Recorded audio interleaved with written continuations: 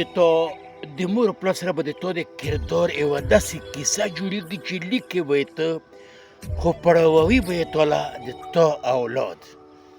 د ما ګلابه وروره، د دنیا په نقشې پښتون قوم یې داسې قوم ده چې د اسلام نه علاوه د بل مذهب سره څه تعلق نشته.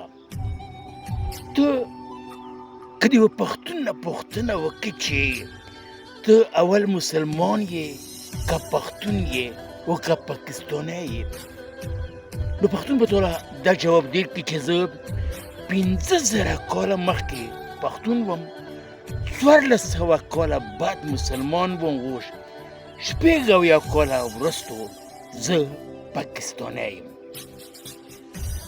ولولو بچو، د پښتون قوم د مړانې او د ننګ و ناموس خاصې ډېرې کیسې مشهورې دي. خو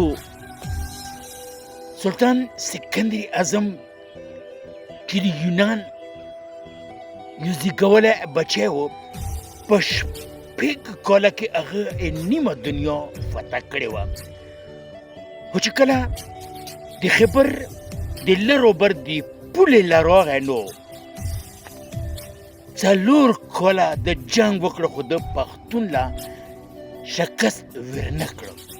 نو مور ورته یو خط راولېږه چې بچیه ته ویلې ویسار شوې، 4 کاله وشو، ته خو یو فاتح جنګجو یې، ویلې ویسار شوې. نو مور ورته یایي چې بچی ورته یایي چې ادې تا په ایران کې صرف یو سکندر زیږولی دی، دلته کې هر یو پښتون سلطان سکندر ده.